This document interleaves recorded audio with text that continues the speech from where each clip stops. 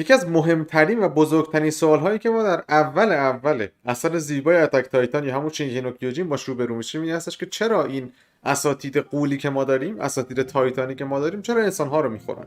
چرا کاری به بقیه حیونا ندارن؟ چرا فقط انسان‌ها که براشون مهمه که بخورن؟ که خب جلوتر جوابش رو بهمون میدن، میفهمیم که دلیل اصلی این اتفاق و این کاری که اینها دارن و این رفتاری که این اساتید انجام میدن این هست که میخوان یک تایتان شیفتر بخورن و برگردن به حالت عادی. حالا چند تا بحث این وسط پیش میاد، چند تا موضوع هست که باید بهش رسیدگی بشه و شاید بد نباشه که این تایتانای بنده خدا رو ببینیم که از دیدشون دنیا چطور بوده و چطور گذشته و قراره یک سری بزنیم به یک سری از مسائل به قول نیوروساینس، حالا مسائل پزشکی حالا قراره بخوره و در این مورد صحبت بکنیم و میخوایم ببینیم چرا غول‌ها تراژیک‌ترین موجودات این اثر هستند که واضحاً تمام مدت در حال زجر کشیدن هستند. خوش اومدید به ویدیو جدید. این ویدیو اسپویل نداره، اسپویلی که داره تا آخر فصل 3 هستش و کسایی که انیمه رو دیدین میتونید نگاه بکنید، مانگا نیست. مانگا رو این هفته من پنجشنبه تمومش میکنم دیگه. ببینید عزیزان، من یک یادآوری ریز میکنم. دلیل اصلی این که تایتان ها انسان ها رو میخورن این هستش که مایه نخایی افرادی که تایتان شیفتر هستن گیرشون بیاد و بتونن به حالت انسانی برگردن. و خب یک سوال این وسط پیش میاد، این بنده خدا که الان تایتانن، قوی‌تر از حالت انسانیشون، چرا باید بخوام به حالت انسانی برگردن؟ چه مشکلی داره؟ نه نیاز دارن غذا بخورن، نه نیاز دارن کاری بکنن، انرژی خورشیدی اصطلاحاً داره تامینشون میکنه. پس یک مشکلی هست، یک اذیتی دارن میشن، یک دلیلی داره که اتفاق داره میفته. و شاید بگید که کلا هیچ حس نمیکنن که این از پایه غلطه. قراره دو تا مثال براتون بیارم. ببینیم مثال اولی که ما داریم خود یمیر هست. اون یمیری که دیدیم، نه اون یمیر قد بلنده که یوریش با کریستا یا اون هیستریا قرار بود داشته باشه. اگه یادتون باشه یمیر تعریف میکنه، میگه من سالیان دراز تو حالت تایتانی بودم و میگه که من میدونستم چه اتفاقاتی داره میفته و اینکه یک کابوس بود تمام این وضعیت برای من و من ناراحت بودم، اذیت میشدم و در جریان اتفاقات بودم و میگفت از خوردن مارسل هم پان اینتندد خیلی ناراحت بودم. ببینید این یک مسئله بسیار مهم اینجاست، یعنی ثابت میکنه این صحبتی هست مستقیما از خود یکی از کاراکترهای اثر، نوشته خود آقای ایسایاما که دقیقاً برگشته میگه که آقا ما حس میکنم، من یادم بود، من متوجه میشدم. از اون ور شما آرمی رو دارید که بعد از اینکه میفهمه که یاد خاطرات خوردن ورتوتش میفته بالا میاره، یعنی بالاخره خاطرات وجود داره براش، صرفا اینکه من این رو خوردم نیستش. یک بحث اینجا مطرح میشه، تایتان ها متوجه دارن چیکار میکنن. یک مثال خیلی خوب هم هستش، من گفتم مثال نمیذارم بیارم، ایلسز نوتبوک بودش که اون تایتانی که اومد اون دختر رو دید و با یمیر اشتباه گرفتش، ببینید جلو خودش گرفته بود، نمیخواستش. یکی از اسپینافا هستش، حتما ببینید اگه 1% ندید، اشاره کردم بهش. خیلی سعی کرد که جلو خودش رو بگیره و میتونست حرف بزنه تا یه حدی، جلو خودش رو بگیره و نخوره اون بنده خدا رو، نخوره اون دختره رو که اسمش هم ایلسه بود طبیعتا دیگه اگه درست تلفظ بکنم. و وقتی که دید که داره به سمت این میره که بخورتش، ناکنید داشت صورت خودش و پوستش رو میکند، یعنی داشت زجر میکشید. یعنی چی؟ یعنی اینکه این تایتانی که اونجا بودش دیگه نمیتونست به خودش مسلط باشه. اون زجری که میکشه، اون اذیتی که میشد باعث شد که حتما سعی بکنه بره که کسی رو که علنا داشتش میگفتش یمیر، کسی رو که بهش احترام داشت رو بخورتش. و اینجا یک بحث بسیار مهم مطرح میشه. ببینید دوستان، یک سندرومی هست بهش میگن لاکت این سندروم. یعنی چی؟ شما افرادی که خیلی دچار مشکلات به قول بگیم که مغزی شدید شده باشن، اون فرد ممکن که نه اطرافش بدونه چه خبره ولی هیچ تکونی نتونه بخوره، حتی ششاش هم نتونه تکون بده، کاملا از این لحاظ فلج باشه. یعنی اون فرد کاملا در جریانه که اطرافش چه خبره، هیچ کاری نمیتونه انجام بده. در دنیای واقعی ما این رو داریم و افرادی هم داریم که از این وضعیت برگشتن. حالا متوجه میشین چرا دارم بحث سمت این ور میبرم، چون به نظر خودم منطقی اومدش و دلیل اصلی این که ویدیو رو درست کردم این بود که یکی از دوستان من دچار همچین وضعیتی شده و من یاد تایتان ها انداخت حقیقتش و گفتم این ویدیو درست کنم توضیح بدم که یک چیزی که به ذهن من رسید. ببینید شما در یک بدنی هستید، همه چی رو میبینید و هیچ ریاکشنی به دنیای خارجتون نمیتونید نشون بدید. الان تصور کنید نشستید، شما چشاتون رو نمیتونید تکون بدید، نمیتونید چپ و راست نگاه بکنید، تکون نمیتونید بکنید، حرف نمیتونید بزنید، ارتباط برقرار نمیتونید بکنید و اونجا نشستید، کنترل هیچی رو ندارید. شما یک روحی در بدنی که تکون نمیخوره یا روحی در بدنی که شما روش کنترل ندارید، بهتر اینطور بگم. متوجه شدید چی میخوام بگم دیگه؟ بحث تایتان ها هم به نظر من مقدار زیادش همینه.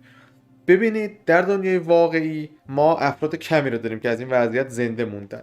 میخوام یکی از مثالاشو براتون بیارم و یک مقاله بلند بالایی که در گاردین بودش، مال نوامبر 2020 هستش. یک پسری به اسم جیک هاندل احتمالاً یا هندل چندین ماه تو این حالت بوده و تعریف کرده که چه چیزی رو تجربه کرده. خیلی کم پیش میاد زنده بمونن افرادی که تو این حالتن، یا بهتره بگم زنده بمونن و حالت عادی برگردن، بتونن ارتباط برقرار بکنن به حالت کامل. و این فرد تعریف میکنه، میگه که دلیلم که اینطوری شده بوده به خاطر بحث استفاده از مواد مخدر بوده که من توصیه میکنم هیچ وقت سراغش نرید، تحت هیچ شرایط عنوانی و تحت هیچ فشاری از هیچ فرد و هیچ دلیلی. تعریف میکنه، میگه که داشتم دیوونه میشدم. من میخوام براتون خلاصه کنم حرفی که زدم. میگه که شما نشستی داری نگاه میکنی، فقط داری میبینی و شما فقط میتونی یک زاویه خاص رو ببینی، بستگی میگه چه وری تکونت بدم. اگه حسات باشن ممکنه مثلا حسات قوی تر بشه، شما ممکنه یه خارش ریز داشته باشی ولی هیچ ریاکشنی نتونی نشون بدی، حتی نتونی بگی من میخوام بخارونم خودمو، دارم اذیتم یا اینجور مسائل و اینا. شما همه اینها رو داری، هیچ کاریش نمیتونی بکنی، هیچ حرکتی نمیتونی انجام بدی و زندانی هستی داخل خودت. و یک چیز جالبی میگه، ببینید میگه که در حال دیوانه شدن بودم. این دقیقاً حرفی که زده میشه، میگه من داشتم دیوانه میشدم و میگه میترسیدم که همیشه توی حالت تنهایی بمونم، چون این تنها ترین حالتی که شما میتونید داشته باشید و تراژیک ترین حالتی. و میگه تمام مدت داشتم زجر میکشیدم، میترسیدم از مردن، اما بیشتر از اون میترسیدم که همیشه توی این بدنم بمونم و نتونم ازش بیام بیرون. کار به جایی میرسه که شروع میکنه با خودش صحبت بکنه، شروع میکنه یک صدایی تو ذهن خودش درست بکنه و اینطوری خودش رو میتونه نگه داره، یک امیدی نگه داره و آروم آروم خوب میشه بچه‌ها. آروم آروم خوب میشه و میاد بیرون. اما بحثی که اینجا هستش که میخوایم ربطش بدیم، تعمیرش بدیم به تایتان ها.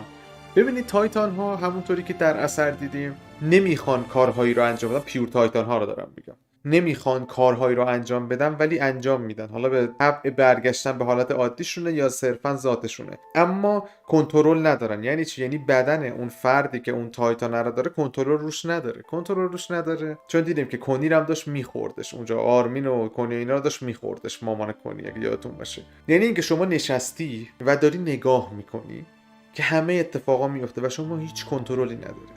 میبینی که داری انسانا رو میخوری، میبینی که افرادی که بیگناهن رو داری میخوری، داری لهشون میکنی، داری کلهشون رو میکنی، داری جلو خانوادهشون قتل عامشون میکنی، همه اینا رو میبینی، تو داری انجام میدی ولی تو هیچ کاری جلوش نمیتونی انجام بدی.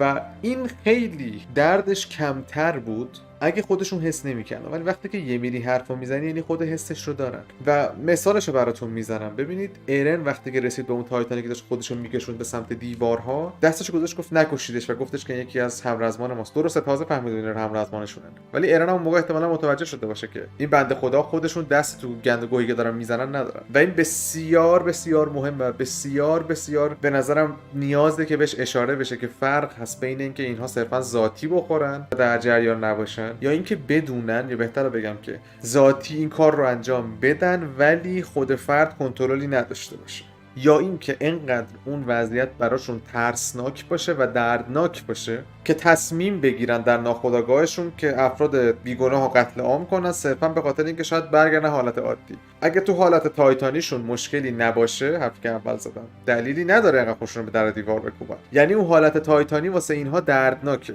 و ما میدونیم که حالت تایتانی همه بالاخره از ymir میاد. ymir هم گذشته دردناکی داشته، ymir اصلی که حالا ویدیوش هم به زودی داره میاد. یعنی این که میشه گفتش که شاید اینم نفرین ymir بوده روی تایتان شیفترها، که نه روی LDI ها، روی تمام کسانی که از نسلش موندن و وصلش بهش وصله، به اون وصله. میشه گفتش که این نفرین اصلی ymir بوده، بزرگترین نفرین ymir این بوده، نه اون نفرین 13 ساله.